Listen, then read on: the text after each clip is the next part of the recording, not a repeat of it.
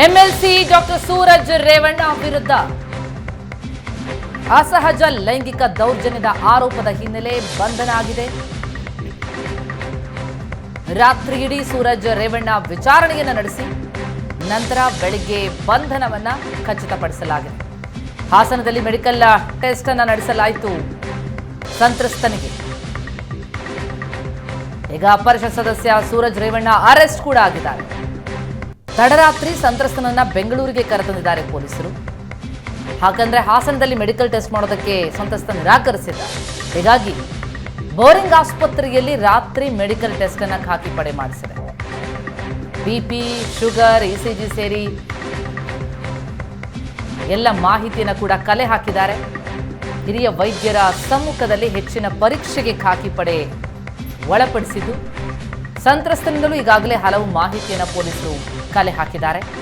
ಇತ್ತ ಸಂತ್ರಸ್ತನ ವಿರುದ್ಧ black mail ಆರೋಪವನ್ನ ಮಾಡೋದಕ್ಕೆ, ದೂರು ಕೊಡೋದಕ್ಕೆ ಅಂತ ಬಂದಿದ್ದಂತಹ ಎಂಎಲ್ಸಿ ಸೂರಜ್ ರೇವಣ್ಣ ಪೊಲೀಸರಿಂದ ವಿಚಾರಣೆಗೊಳಪಡ್ತಾರೆ.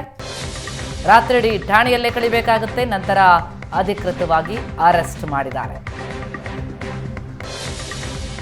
ಸಂತ್ರಸ್ತನ ವಿರುದ್ಧ ದೂರು ಕೊಡೋದಕ್ಕೆ ಅಂತ ತಾವೇ ಠಾಣೆಗೆ ಬಂದಂತಹ ಸೂರಜ್ ರೇವಣ್ಣ ಈಗ ತಮ್ಮ ವಿರುದ್ಧ ಲೈಂಗಿಕ ದೌರ್ಜನ್ಯದ ಆರೋಪದಡಿ ಕೇಸ್ ದಾಖಲಾಗಿರುವ ಹಿನ್ನೆಲೆ ವಿಚಾರಣೆ ಎದುರಿಸಬೇಕಾಯಿತು. ನಿಮ್ಮ ವಿರುದ್ಧ ದೂರು ದಾಖಲಾಗಿದೆ, ತಾವು ಸಹಕರಿಸಬೇಕು, ವಿಚಾರಣೆಯನ್ನ ನಡೆಸಬೇಕಾಗತ್ತೆ ಅಂತ ಪೊಲೀಸರು ಠಾಣೆಯಲ್ಲಿ ಅದಕ್ಕೆ ತಿಳಿಸ್ತಾರೆ. ವಿಚಾರಣೆಯನ್ನ ನಡೆಸ್ತಾರೆ. ನಂತರ ಅಧಿಕೃತವಾಗಿ ಈಗ ಅರೆಸ್ಟ್ ಆಗಿದ್ದಾರೆ.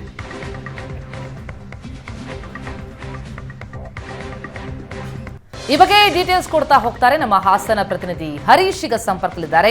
ಹರೀಶ್, ಸೂರಜ್ ರೇವಣ್ಣ ಅರೆಸ್ಟ್ ವಿಚಾರಕ್ಕೆ ಸಂಬಂಧಪಟ್ಟಂತೆ ಲೇಟೆಸ್ಟ್ ಮಾಹಿತಿಗಳು ಏನೇನು ಸಿಗ್ತಾ ಇದೆ? ಯಾಕಂದ್ರೆ ಇಡೀ ರೇವಣ್ಣ ಫ್ಯಾಮಿಲಿ ಒಂದಲ್ಲ ಒಂದು ಪ್ರಕರಣದಲ್ಲಿ ಸಿಲುಕಿ ಅರೆಸ್ಟ್ ಆಗ್ತಾ ಇರೋದು ಒಂದಾದ ಮೇಲೆ ನಡೀತಾ ಇದೆ.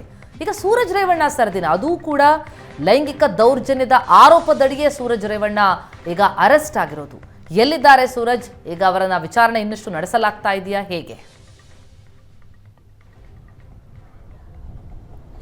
ಪ್ರತಿಮಾ, ಸೂರಜ್ ರೇವಣ್ಣ ಬಂಧನದ ನಂತರದಲ್ಲಿ ಈಗ ಸೆನ್ ಪೊಲೀಸ್ ಠಾಣೆಯಲ್ಲೇ ಸೂರಜ್ ರೇವಣ್ಣ ಇದ್ದಾರೆ. ನೀವಿಲ್ಲಿ ದೃಶ್ಯಗಳಲ್ಲಿ ನೋಡ್ಬೋದು. ಇದೇ ಸೆನ್ ಪೊಲೀಸ್ ಠಾಣೆಯಲ್ಲಿ ಸೂರಜ್ ರೇವಣ್ಣವ್ರನ್ನ ವಿಚಾರಣೆ ನಡೆಸಿದ ನಂತರದಲ್ಲಿ ಈಗ ಬಂಧನ ಮಾಡಿರೋದನ್ನು ಖಚಿತಪಡಿಸಿದ್ದಾರೆ ಪೊಲೀಸರು. ಹೆಚ್ಚಿನ ಪೊಲೀಸರನ್ನು ಸಹ ಪೊಲೀಸ್ ಠಾಣೆಯ ಮುಂಭಾಗದಲ್ಲಿ ನಿಯೋಜನೆ ಮಾಡಲಾಗಿದೆ. ನಿನ್ನೆ ಇಡೀ ರಾತ್ರಿ ಸೂರಜ್ ರೇವಣ್ಣವ್ರನ್ನ ವಿಚಾರಣೆ ನಡೆಸಿದಂತಹ ಪೊಲೀಸರು ಈಗ ಬಂಧನ ಮಾಡಿರೋದಾಗಿ ಖಚಿತವನ್ನು ಪಡಿಸಿದ್ದಾರೆ.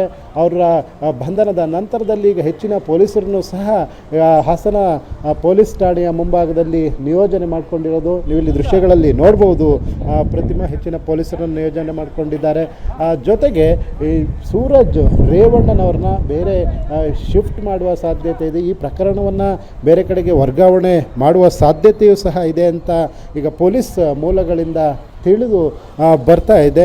ನೀವಿಲ್ಲಿ ಮತ್ತೊಂದು ಭಾಗದಲ್ಲಿ ನೋಡ್ಬೋದು, ಇದೇ ಅವರ ಕಾರು. ಈ ಕಾರ್ನಲ್ಲೇ ನಿನ್ನೆ ಸೂರಜ್ ರೇವಣ್ಣನವರು ಬಂದಿದ್ದರು. ಈ ಕಾರ್ನಲ್ಲಿ ಸೂರಜ್ ರೇವಣ್ಣವರು ಬಂದಂತಹ ಸಂದರ್ಭದಲ್ಲಿ ಅವರು ತಮ್ಮ ವಿಚಾರಣೆಗೆ ಸಹಕಾರವನ್ನು ನೀಡಬೇಕು, ನಿಮ್ಮ ವಿರುದ್ಧ 377 ಅಡಿ ಪ್ರಕರಣ ದಾಖಲಾಗಿದೆ ಅನ್ನುವಂತಹ ಮಾಹಿತಿಯನ್ನು ಪೊಲೀಸರು ಹೇಳ್ತಾರೆ.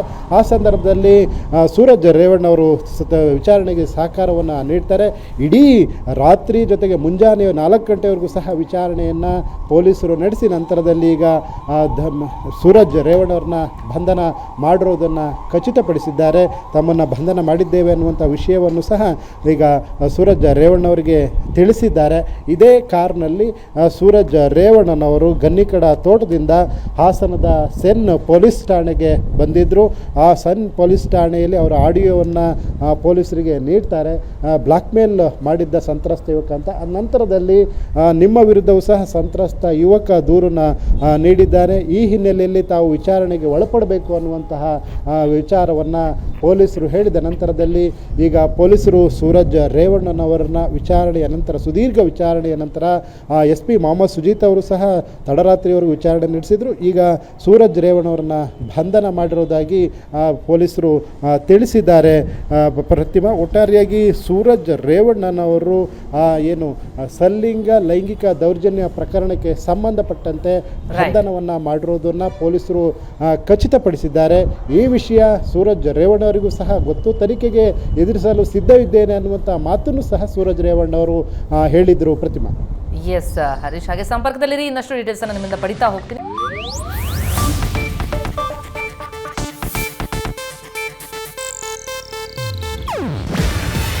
ಇದು ಏಷ್ಯಾನೆಟ್ ನ್ಯೂಸ್ ನೆಟ್ವರ್ಕ್ ಪ್ರಸ್ತುತಿ. ನೀವು ನೋಡ್ತಿದ್ದೀರಾ ಏಷ್ಯಾನೆಟ್ ಸುವರ್ಣ ನ್ಯೂಸ್.